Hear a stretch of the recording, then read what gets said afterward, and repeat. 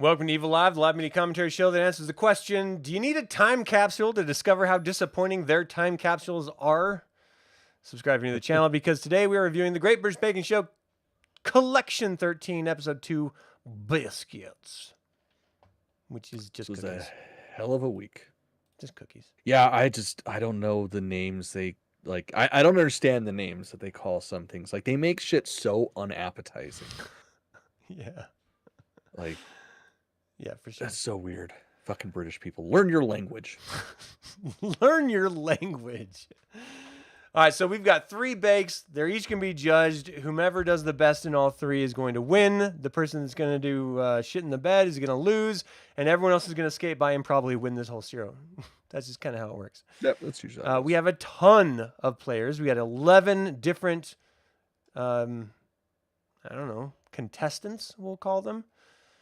And we're going to start with 12 slice and bake biscuits, which is basically like 2 cookies with something inside of it. It's like a big fat Oreo or something. In some cases, like it was. Right. Some people stuffed them. Some people had sauces. Right. Some people just didn't know what the fuck they were doing. I mean, admittedly, most of them didn't know what the fuck they were doing. So did you have any of these that stood out to you for the signature? I'm trying to remember any of them. So visually, I gotta say Jessica, Layton, and Natalia's were the ones that I remember the most. Like I mean, I know Paul was talking shit on Natalia's because Yorkshire and he's from Hammer, Staffing, Dingleton, whatever the fuck. But like I thought hers was fucking great, and then like Layton's, those were those orange slices. That's the thing. I keep coming back to Layton and Jessica's. I don't know which one I liked better because they both looked like exactly what they're supposed to, and they were just fucking perfect. And the level of complexity in order to make that is just mind-boggling.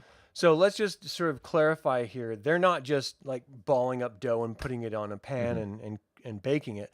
They're actually constructing what will be, once you slice it, a picture. And so it takes engineering, it takes creativity, it takes sort of imagination in order to pull this off. And I think for the most part, everyone did really, really well with what ended up being cut apart and put on the board. I thought to your point, Jessica's excellent brunch with the little bacon strips was amazing. I even like Jasmine's Sail Around the World because it looked like a Millennium Falcon, and her boyfriend said it was a Millennium Falcon. Yeah, I love that. It's like, don't argue with them. Just say that, yes, that's what it is. Just say yes. I thought the avocado one was interesting. It looked good, but yeah, it also sounded absolutely terrible. Puiman's Year of the Ox was just a travesty. That was fucking hilarious. Especially because like Paul called her on, he's like, "Did you put these on afterwards?" It's like, yeah. Hilarious. Like, is this like a fucking Pokemon or something? Yeah. She should have just said yes, and she probably would have done well. That's the thing. You just don't argue. It's like Leslie, like with hers. Like, is this ice cream? It is if you say it is. Like, that's the right answer. Yeah. Ian's mince pie catastrophe, I thought was kind of funny because the cat looked sort of insane. Oh, the cat looked like a fucking hot mess. That looked like somebody buried it in a Micmac burial mound, and then it came back a couple days later and killed your entire family. But it sounded delicious. Like I'm a sucker for mince meat. Actually would make it much cooler if that's what it did. Yeah. And then someone just finds it years later and eats it. Yeah, it's got blood on its hands. I really like the mini winnies where they did the whole Noel version of it. The winking. That was fucking hilarious. And yeah, like that was impressive as shit, especially because he was like, they're like, "Oh, has this ever worked?" He's like, "Nope." It's like, "Oh, cool, but you're gonna do it anyways. Awesome." And yeah, they looked fucking great. Well, it looked so good. Like they all came out crisp. He was the only one out of all of them that actually baked his fucking cookies all the way. Yeah. And I get it. Like that is the shitty thing about this type of dough, especially once you add coloring to it, is you don't honestly know because like go too long, obviously it's gonna be dry and gross and distort the color. But yeah, like those were great. And Yeah. yeah, the Nolan one was fucking hilarious. And honestly, aside from Pui Man's, I thought they were all pretty good. Yeah. They're all pretty good. They did the job. Some of them Mhm. taste better than others, but I had no, I didn't take issue with any of them, and I didn't think any of them were amazingly different than the others. Just well done, I mean, Yeah. everyone did okay. The oh, did you want to? Is anything else you wanted to talk about with the signature? I think that pretty much covered all my thoughts on all of them. So, what wins on this show? Average tasting dessert that looks amazing, or amazing tasting dessert that looks average? Ugh, I think that's a hard one. yeah, I think above and beyond they go style over. Well, they complain about style over substance, but I feel like when it comes to judging, they judge better for what looks great, and they'll forgive a little bit when it comes to taste. Mm-hmm. As long as the bake is okay, they'll bend the knee a little bit when it comes to taste if the style's there. Yeah, that does That's seem to my be how it goes interpretation. sometimes. Yeah. Like most of the time. It's rough. It's hard to say because it's so circumstantial, it Mm-hmm. depends on the individual and everything. All right, so this technical, they did chocolate hobnobs. Motherfucker. Wow. Yeah, you guys want to know how to make hobnobs? I'll give you the recipe that Prue gave them. Make a cookie. Bake it. Or what was it? Frost it. Yeah, it like was Jesus fucking Christ. It was the worst. It's getting worse and worse. They're just like, we're going to mail it in and we're going to see if they can float. Like, that's it. We're going to tell them to hold this big rock and jump in the lake. And we'll see if you survive. That's it. So it seems like. And the judging on this was, I mean, okay, visually speaking, everybody shit the bed except for Toby like, did great. Those were fucking perfect. Yeah. Like, even Prue was like, oh, that looks like he just went to the baker and fucking bought some.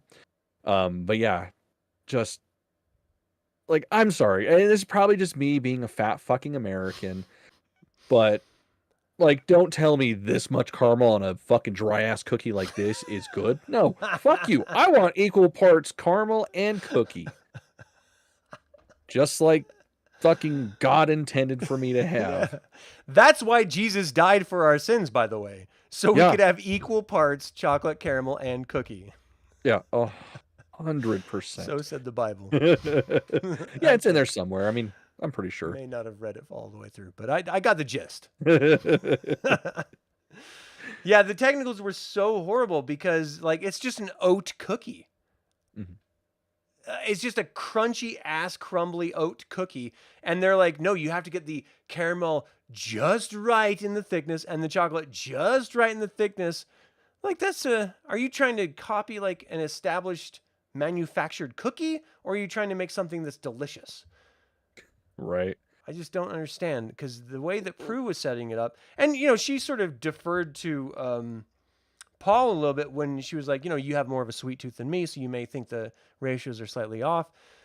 And I think that's fair, because it is about individual taste and what you want out of a particular biscuit, the chocolate hobnob in this particular case. But I guess it's a category, and so this category has specific specifications that need to be adhered to, whatever. I don't know. Some of that, none of the caramel I thought was egregious in thickness. None of the chocolate I felt was egregious in thickness. And you have a dry ass cookie. I was gonna say the only exception was Puman, like, and that was just execution because she had no idea how to layer them. But that caramel was so pale and still gooey. In any other circumstance, that would have been appetizing as hell. But for some reason, I think it was just because just how much of a hot mess it looked. It was like, I don't think losing a filling over that is worth it. Right. And I'm shocked at how many of these bakers on the Bake Off don't know how to make caramel. What the fuck? It's a motherfucker, admittedly. But there's so many people stirring this shit or poking stuff in it. It's like, what the fuck are you doing? Like, you leave Yeah. it the fuck alone. You keep an eye on it. When it starts to look like it's turning, you pull that shit, and you're good. Yeah, it was Yeah, that was brutal. Some of these people yeah. attempting it, and Boyman was one of them. Like, she just did Mhm. not do a good job with that caramel. I think she had to like start over. Yeah, she had to start over because hers like straight up burnt. I'm trying to remember who had like the giant gob of I think it was just Leighton. I think his yeah. was horrid. That's right. I think that's what it was. Like, he managed to both undercook it and overcook it so it's separated. Like, I've never seen that happen with caramel before, and I've fucked up caramel before. Yeah.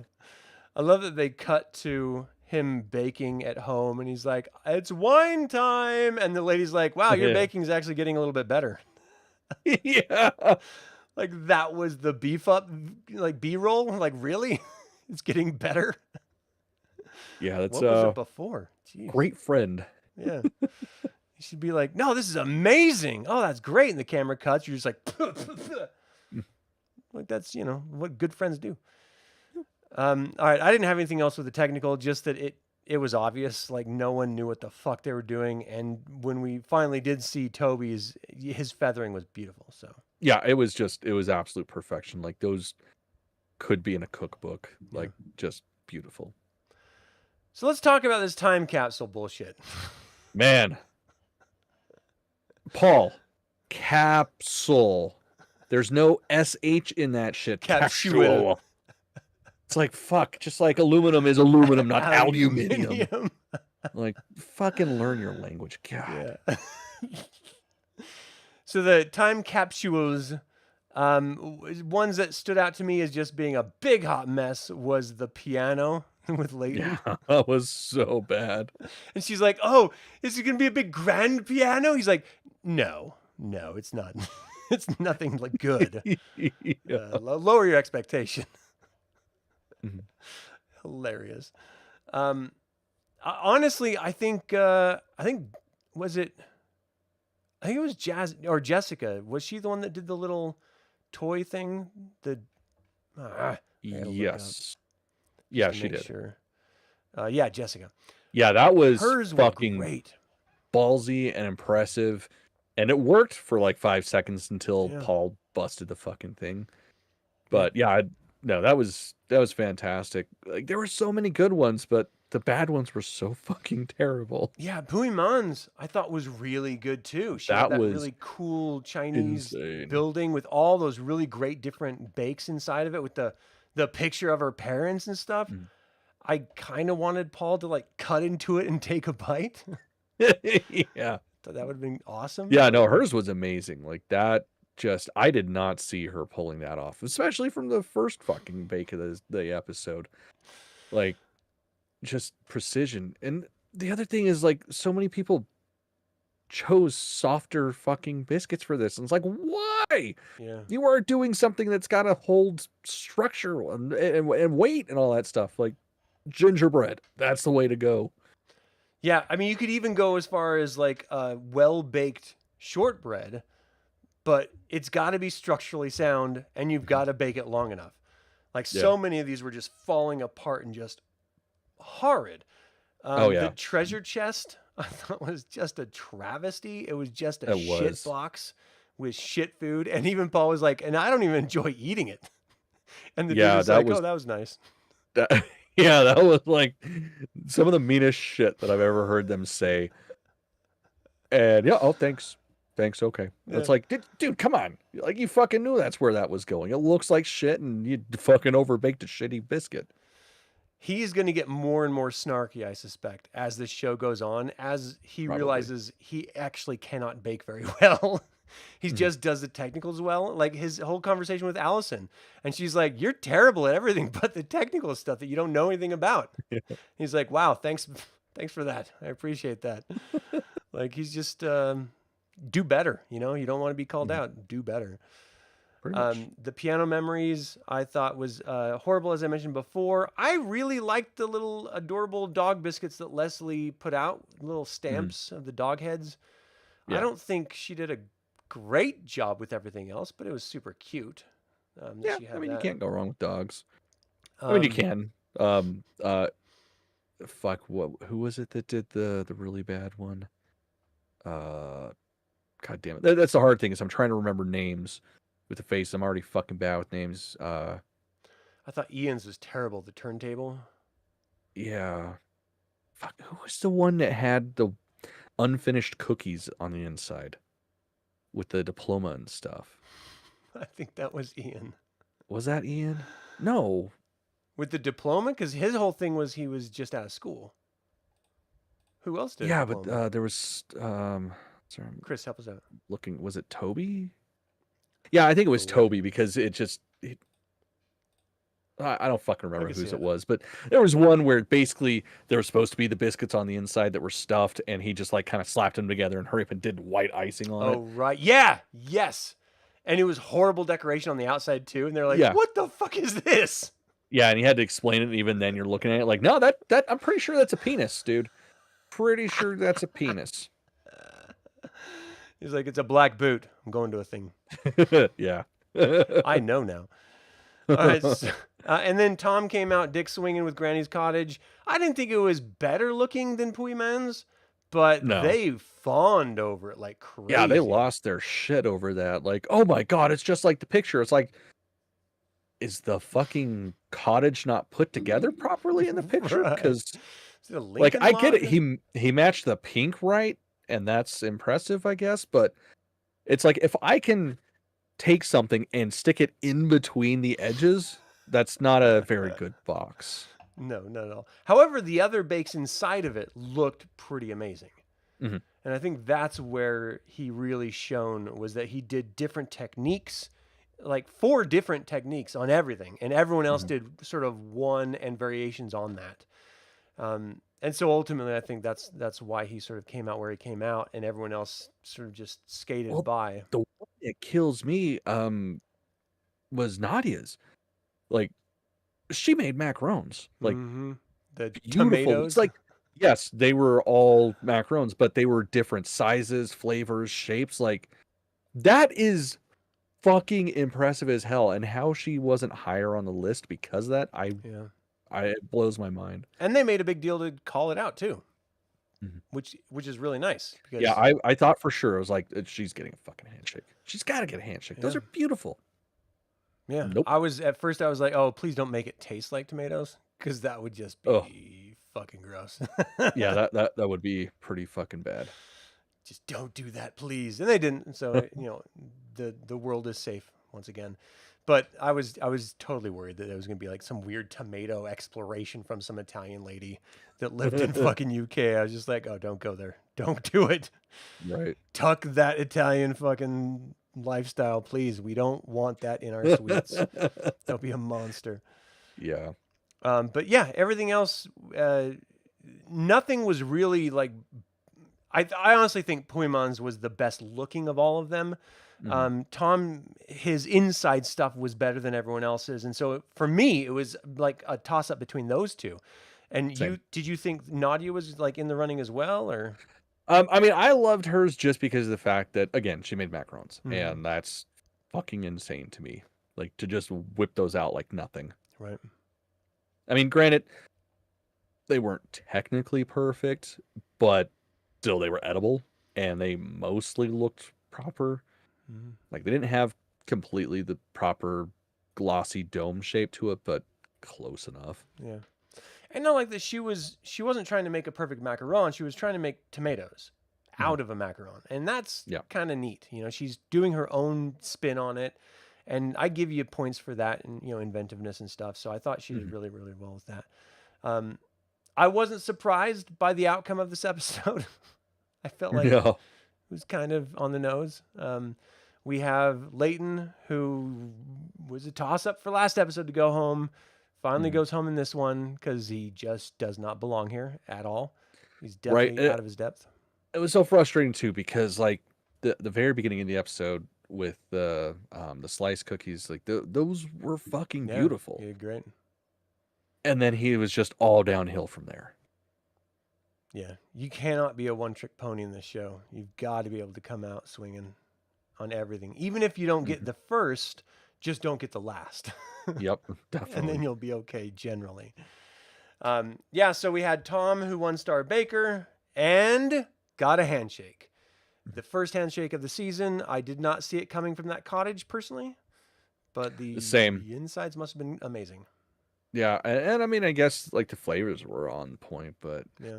yeah, I didn't think it was like I thought for sure Puimon was gonna get the handshake because that was just fucking beautiful, and for it to be so like everybody was trying to hold back tears at that point. Like I miss my parents, and this was where we used to go, and then it fucking sunk, and it's like that's meaningful and shit. Yeah.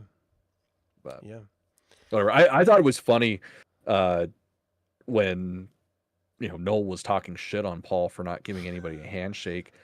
Like, oh, I guess it's still on vacation or some shit. So it's like, I think he gave out a handshake just to get it done and over with. He just premature handshaked. Yeah, he's just like, whatever. Here, I guess you deserve it. What drove me crazy is they didn't know that the Addams Family hand was called Thing. They were just like, I Addams Family'd it. Yeah. Like, what the fuck? You can't just say Thing? Because you say Thing, we know exactly what you're talking about. Yeah, and you can't even say it's like a generational thing because it's like there's different iterations of the Addams Family for different generations. Yeah. So that was weird. But then we also, like last season, they were just like, peanut butter and jelly. Who puts that together? That's weird and exotic. And you're just like, what? Yeah, it's so fucking weird. What fucking universe are you living in? And then they don't say anything about it when fucking Homeboy made the PB&J thing. Yeah. And that season, it was like just up in arms, like, oh, I don't like peanut butter. Oh. They're going crazy. I did like how I think it was this episode where Paul was like, look, if you're going to come with matcha, I don't like it, but bring the matcha. I think he was talking to Nadia or something. Yeah, he was.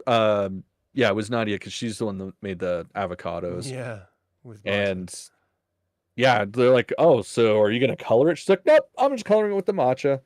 It's like, are you sure? Are you sure you're not going to color it? And yeah, like, that's just so weird.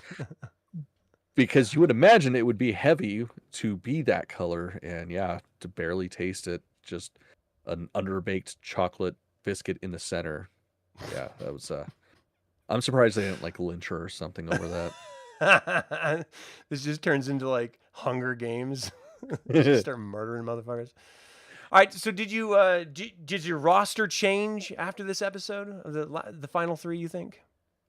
No, I'm still sticking with that. I really think there's a pretty strong chance that's what it's going to be. Yeah, same here. I mean, we watched both episodes before we reviewed these, so that's probably has something to do with it. Yeah, that's probably it.